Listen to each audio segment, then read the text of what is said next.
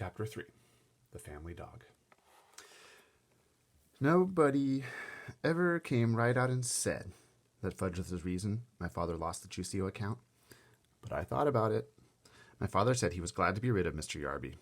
Now he could spend more time on his other clients, like the Toddle Bike Company. My father is in charge of their new TV commercial.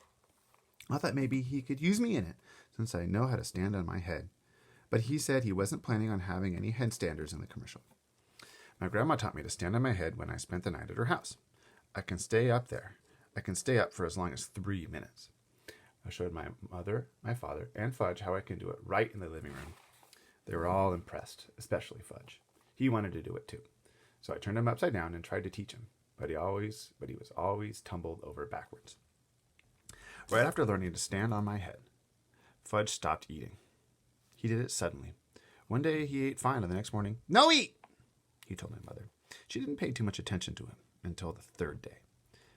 When he still refused to eat, she got upset. "You've got to eat, Fudgy," she said. "You want to grow up and be big and strong, don't you?" "No, grow," Fudge said. That night, my mother told my father how worried she was about Fudge. So my father did tricks for him while my mother stood over his chair trying to get some food into his mouth, but nothing worked. Not even juggling oranges. Finally, my mother got the brilliant idea of me standing on my head while she fed Fudge. I wasn't very excited about standing on my head in the kitchen. The floor is awfully hard in there, but my mother begged me. She said, "It's very important for Fudge to eat. Please help us, Peter. Why not just wait until he's hungry and then he'll eat when he's hungry?" So I stood on my head. When Fudge saw me upside down, he clapped his hands and laughed. When he laughs, he opens his mouth. That's when my mother stuffed some baked potato into it.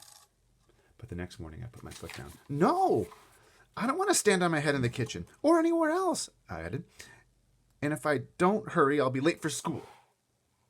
"Don't you care if your brother starves?" "No," I told her. "Peter, what an awful thing to say." "Oh, he'll eat when he gets hungry," agreed. "Why don't you just leave him alone?" That afternoon, when I came home from school, I found my brother on the kitchen floor playing with boxes of cereal and raisins and dried apricots. My mother was begging him to eat. "No, no, no!" Fudge shouted. He made a terrible mess, dumping everything on the floor. "Please stand on your head, Peter," my mother said. "It's the only way he'll eat." "No," I told her. "I'm not going to stand on my head anymore." I went into my room and slammed the door. I played with Dribble until supper time.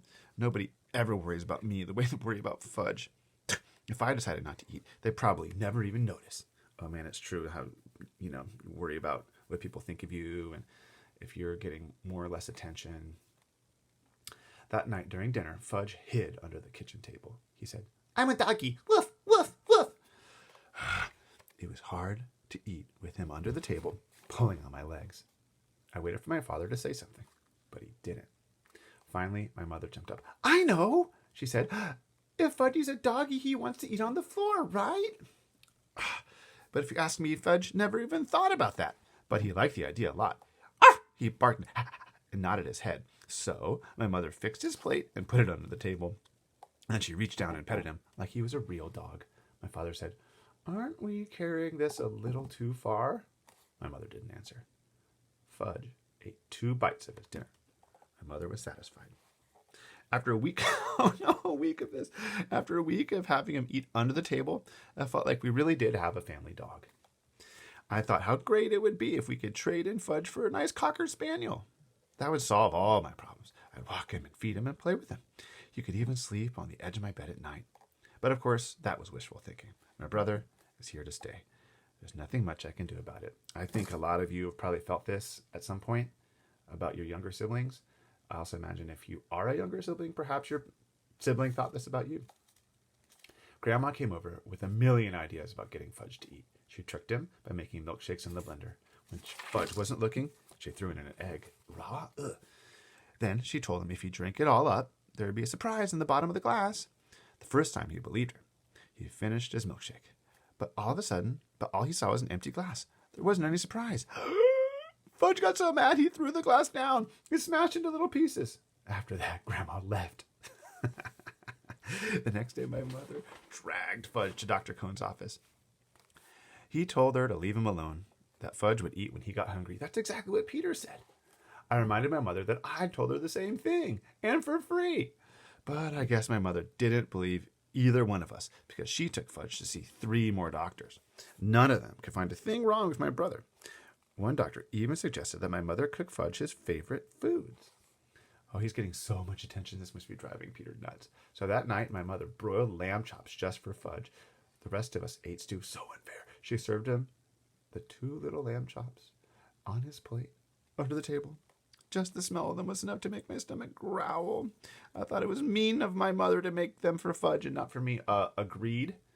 Fudge looked at his lamb chops for a few minutes. Then he pushed his plate away. No, he said. No chops.